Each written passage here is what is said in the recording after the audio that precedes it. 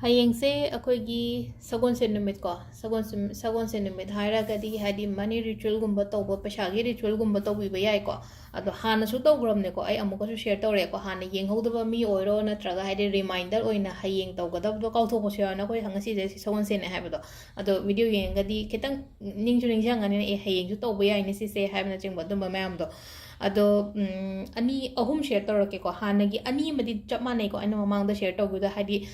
sugar bowl da lauraga paisa ama heta ko hadi ani keno akhoi ne ko paisa chapi ama heta sigi aina haibado chini manung se da phumjala thambion haibado ko aduga sigi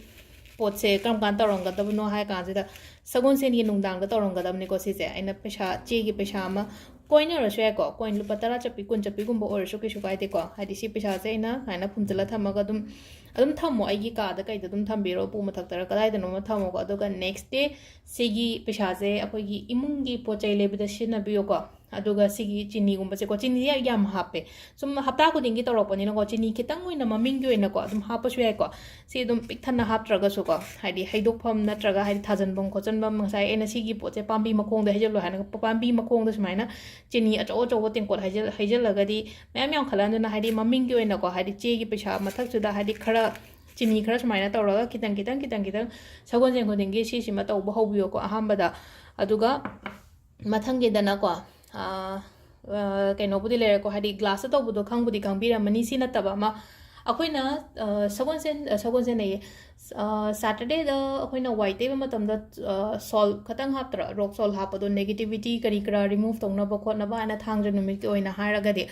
ado Sagolsen jo ko cinnamon powder hapse ba aigi white bagi ising du da khitang imung wairam shitokpo khotokpo loi lora kan da ko white bagi aigi button da cinnamon powder sprinkle tawshalo khitang maming gi oina hapo mayam hap to na te ko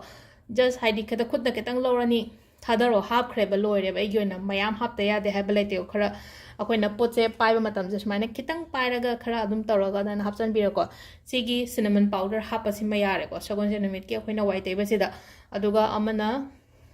akoigi kainol tawbase hadi glass tawra tawbase aina mamang da hape pudi haire ko haide akoigi paisa se keno tawbiyo na smai tawraga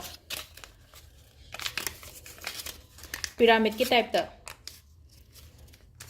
pyramid thamdra ko se ko pyramid thambase pyramid ki machin atumbase ko sige machin atumbase ko haidi sidisi se haidi phattaba leiragadi ko phattaba negativity kari ka leiragadi sisina koi chupsalen hai ko aduga amana plus haidi afaba release tok thorok poto ko machin tumba po thambase phai ko samai tora haidi pyramid crystal pyramid ni khangde natraga mamang da koi copper gi kai gi longna gi ba khot ki ba leina ko adegi akoi atai atoba rose quartz amethyst ki pyramid me amam su le ko haidi pyramid ama place tok bodum ke sho kai ba kem like te ba ai gi se gi se trying to get an oibine set se graha kaino ki ko trying to na te 9 soire haibada 9 haidi akoi gi nav graha kai leina ko graha ma pan gi ne ba sigi ain keno semi se ko adu smai toraga machin tumaga saina sembira se ko num peshagi yam poplong tabne dum ko si leire ko adu si se aina haibado akoi gi ising glass am lorani cinnamon stick ama hapani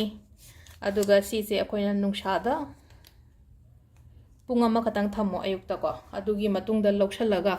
sigi ising sena koi khut hamdok pe yai ko hadi si ising sena hadi khut hamdok piro aduga sigi paisa se su hadi koina season na biba pot ama leibada laigi pot leibada ni khangde imung gi injang na pi leibada ni khangde ko adu maina sena biyo ko hadi ising sena khoi gi keno sena ko sigi ising sena hadi khut phajana hamdok khotok tok biyo ko dum hadi khut hamba matam da wakhan da khallo ko hadi sum agi khubak ta blockages leram baje paisa la ka de leraga hadi tung da ba lak ta ba khot ta ba leiba loi lak charage ko haibagi adugi intention ga loina na du maina to bibo ko si to boya ko khoi Sagolsen gi oina hairaga di ko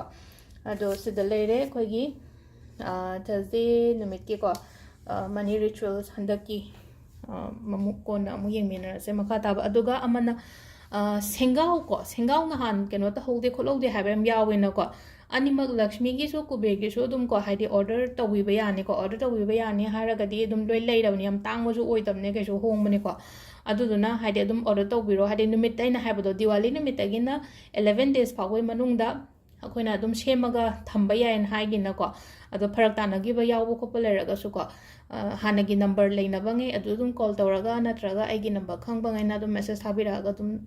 ꯊꯤꯜꯍꯜꯂꯛꯄ ꯈꯣꯠꯍꯜꯂꯛꯄ ꯌꯥꯒꯅꯤꯀꯣ ꯑꯩꯅ ꯍꯥꯏ 2023 ꯐꯥꯎꯕ ꯃꯅꯨꯡꯗ ꯑꯗꯨꯝ ꯊꯝꯕ ꯌꯥꯔꯤꯕ ꯑꯗꯨꯝ ꯍꯟꯗꯛ ꯆꯍꯤꯒꯤ ꯑꯣꯏꯅ ꯁꯨꯝ ꯑꯗꯣ ꯁꯤ ꯂꯩꯔꯦꯀꯣ ꯉꯁꯤꯒꯤ ꯚꯤꯗꯤꯑꯣꯁꯦ ꯃꯌꯥꯝ ꯊꯦꯡꯛ ꯌꯨ